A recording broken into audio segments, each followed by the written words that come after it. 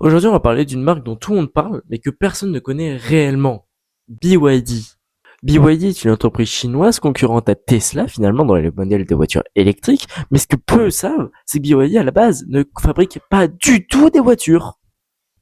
Eh oui, parce qu'en réalité, BYD, à la base, il crée des batteries de téléphone, dont des batteries pour Samsung. Fondé par un ingénieur à la base très pauvre, BYD a failli disparaître avant de devenir l'un des numéros 1 mondial dans l'automobile. Et du coup, aujourd'hui, on va voir comment BYD a été créé et pourquoi surtout, comment ils sont passés du thermique à l'électrique, et surtout pourquoi il y a une rumeur de eux qui rentreraient en Formule 1. Quels seraient les avantages pour eux? Tout d'abord, ce qu'il faut savoir, c'est que BYD ça a été fondé par Wang Jufu. Excusez-moi la prononciation, voici comment ça se prononce en vrai. Wang Chuanfu. Voilà.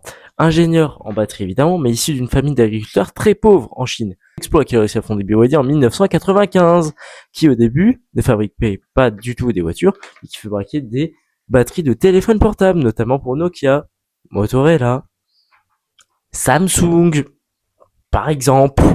Mais pour commencer avec l'histoire de BYD niveau voiture, il faudra attendre 2003, où la première voiture de BYD thermique sortira, la BYD F3, en 2005. Eh oui. BYD F3 qui ressemble étrangement quand même à une Toyota. Pas se mentir, de toute façon on est habitué au Japon, hein, ceux qui se pompent les uns sur les autres. Mais pour avoir la première voiture électrique de BYD, il faudra remonter en 2008 à la F3E. C'est la F3 mais électrique quoi. Évidemment. Et si on n'en a pas entendu parler en 2008, c'est pour tout simplement parce que l'électrique, t'en entends parler que depuis 2018-2019. Hein. Avant, tu ne savais pas, mais cette voiture existait déjà. Alors, il n'y avait pas beaucoup d'autonomie, certes. Mais bon, 2008 quand même. 2008, vous savez quel âge j'avais en 2008? J'avais 1 an. Mais suite à ces voitures, il y a eu un succès international. Eh oui, c'est la voiture électrique qui a fait exploser les ventes en Chine. Mais genre, quand je vous dis exploser, c'est exploser. Voici leurs chiffres en 2008.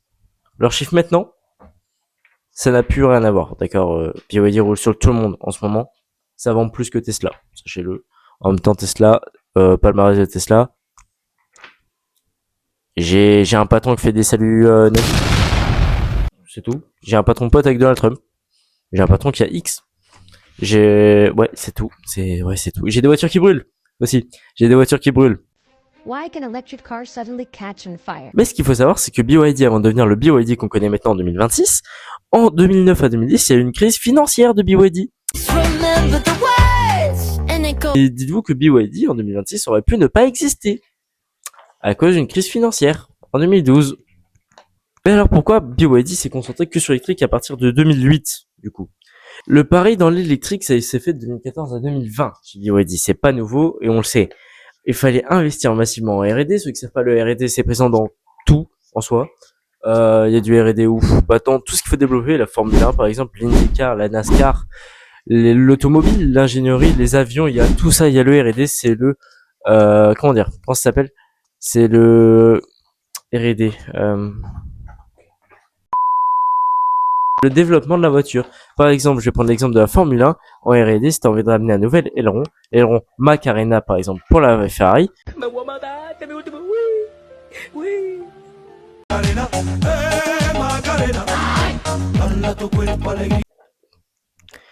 ils l'ont appelé la Macarena, et ben ça doit passer au R&D. Eh oui, pour avoir l'idée, pour que ça monte au cerveau.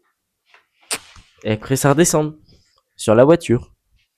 Non, parce que si tu fais pas de R&D, tu iras pas très loin en soi, mais bon. Investis massivement dans la R&D et l'explosion des ventes des véhicules électriques. Alors, si jamais, là, ça se remarque surtout depuis 1 ou 2 ans, mais là, niveau voitures électriques, BYD, ils sont en train de tout rafler, surtout avec ces modèles-là. Voilà, dont elle, que on voit très souvent dans les rues en ce moment. Genre, j'en vois tous les jours, moi, en ce moment. Pourtant, son prix de vente est pas si peu cher que ça. Voilà. C'est pas fou, hein, ça coûte cher quand même. Ça coûte très cher. Mais avant de vous parler de BYD aujourd'hui, j'aimerais revenir sur l'épisode où ils ont failli faire faillite en 2012. Pourquoi est-ce qu'ils auraient pu faire faillite finalement?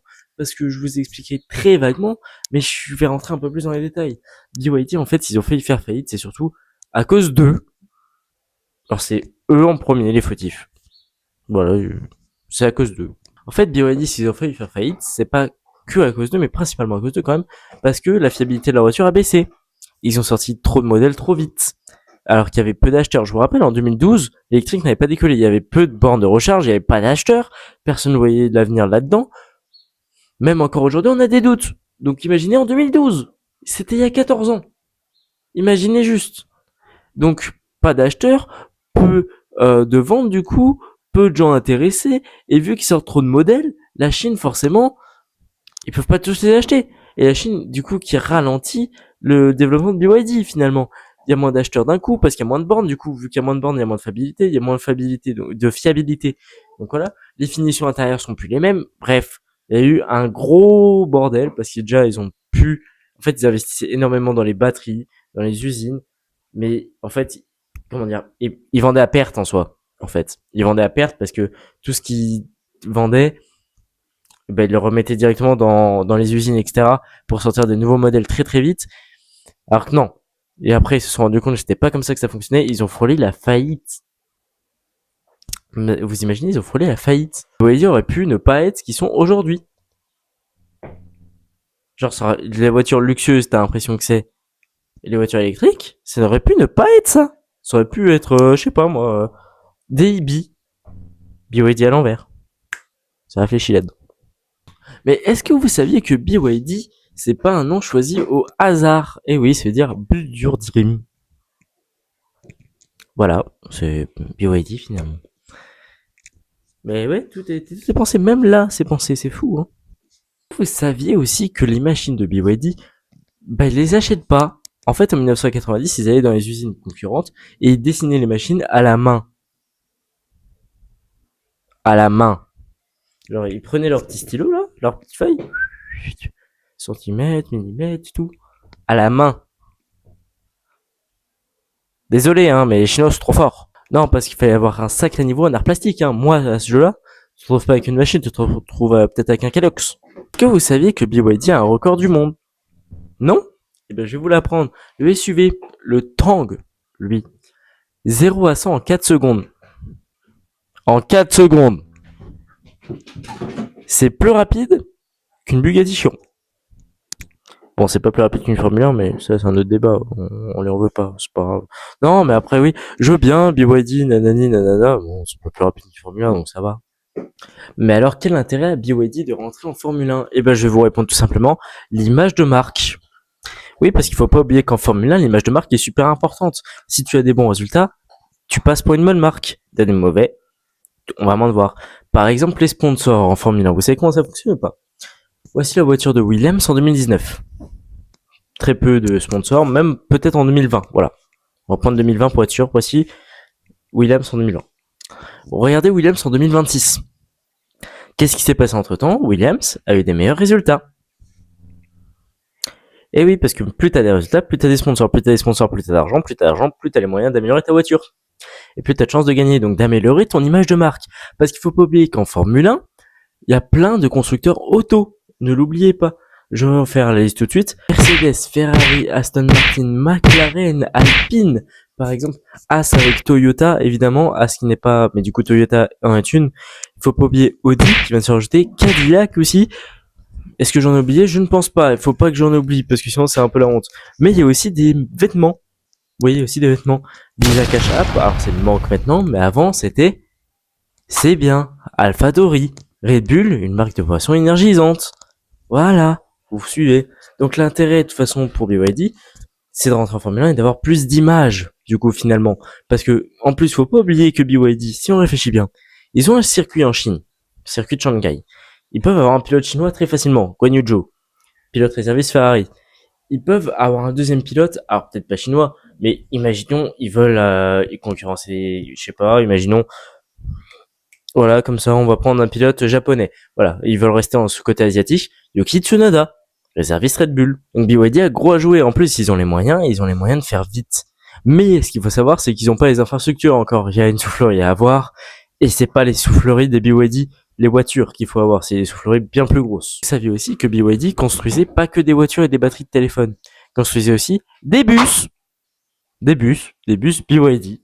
Des bus 100% électriques, des bus BYD. Avion électrique. 0 à 100, 0,3 secondes. Toujours pas plus rapide qu'une Formule 1.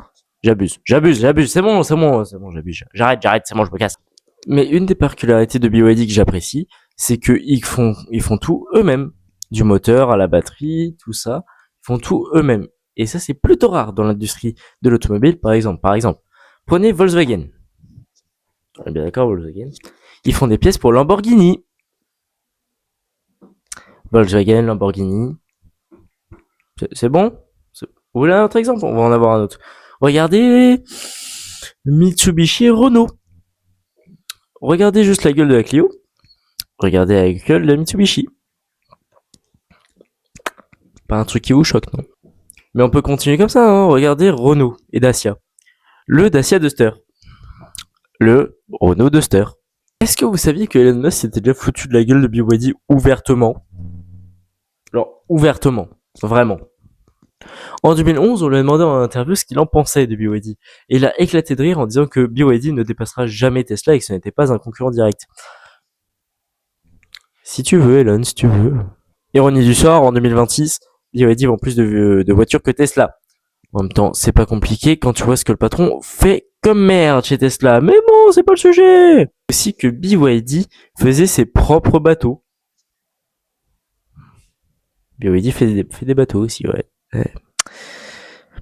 Ils font tout en fait, ils m'énervent, ils font tout. En fait, on peut rien leur dire. Ils font des chaussures? Non, ils font pas de chaussures, bah alors. Putain, des chaussures BYD, c'est pour avoir du flow. Ça ferait des chaussures là dans Retour vers le futur qui se lassent. Mon rêve. BYD, si vous voyez cette vidéo, faites-le s'il vous plaît. Faites-le, ou alors venez, on collabore, je sais pas, on trouve un truc pour faire une chaussure, je sais pas, on va faire un truc. En 2008, faut savoir qu'il y a eu un investisseur, Warren Buffett, qui a investi 10% de sa fortune dans BYD. En 2008, quand c'était encore thermique, quand ça venait de passer électrique. Et ben, il y en a plein qui l'ont traité de fou. Bah, sachez que maintenant, ces 10%, ça en vaut des milliards. Voilà, donc, si jamais vous voulez investir dans un truc, et qu'on vous dit le faites pas, faites-le. Bon, après, le faites vraiment pas. Par exemple, si tu veux investir là dans Tesla, le fais pas. Genre là, vraiment, le fais pas. Parce que entre les États-Unis, l'Iran et Elon Musk, qui va. Bon, moi, ça te reviendra moins cher en gasoil, hein, parce que... Non, ça, on va en parler, ça. Le gasoil, là, le plein à 100 balles, voire 200 balles des fois. Excusez-moi, hein, mais c'est normal que mon plein coûte aussi cher que des chaussures? Mais il va falloir commencer à redescendre, hein, parce que ça coûte cher. Là, l'histoire de BYD, finalement, c'était l'histoire complète, assez simple à expliquer, en fait. BYD, pour l'instant, est le numéro 1 mondial sur l'électrique. Et je vais le dire officiellement aujourd'hui, le 12 mars 2026 à 11h01. Si je dois prendre une voiture électrique un jour, ce sera une BYD. Pour la simple et bonne raison que j'en ai déjà conduit une. Et en vrai, honnêtement, c'est une succession de choses étranges. À la fin, à l'intérieur, t'es dans le luxe. Siège ventilé, siège chauffant, volant chauffant, Apple CarPlay retournable, vertical, d'accord? Tu peux le retourner s'il faut. C'est bon pour toi? C'est bon.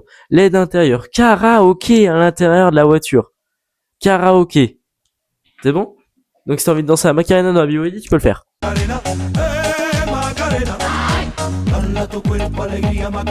Non, c'est fou, c'est fou. Non, je suis désolé. Moi, si je dois prendre une voiture électrique, ce serait une BYD. Fin de la vanne. Mais bon, c'est pas prévu tout de suite, hein, une BYD. Faut gagner le loto pour ça. Ou faire un prêt. Ça dépend. On verra bien. Mais pour l'instant, elle est très bien la Mercedes. D'ailleurs, pauvre Mercedes, hein, je la récupère cet après-midi, là, elle est au garage. J'ai l'Oppo qui est tombé. Vidéo à l'appui. Bon. Est-ce qu'il serait pas temps de démarrer la voiture pour rentrer?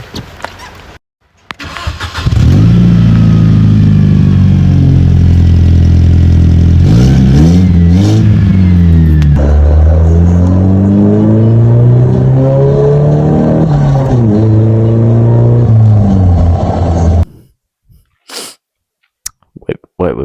Non, mais c'était fun, c'était très fun. Du coup, là, je roule en 106. Wouhou, la vitesse et tout. Bref, je m'égare. Mais du coup, j'espère que cette vidéo vous a plu. Dites-le moi en commentaire si elle vous a plu. J'en ferai d'autres, des comme ça sur plusieurs marques.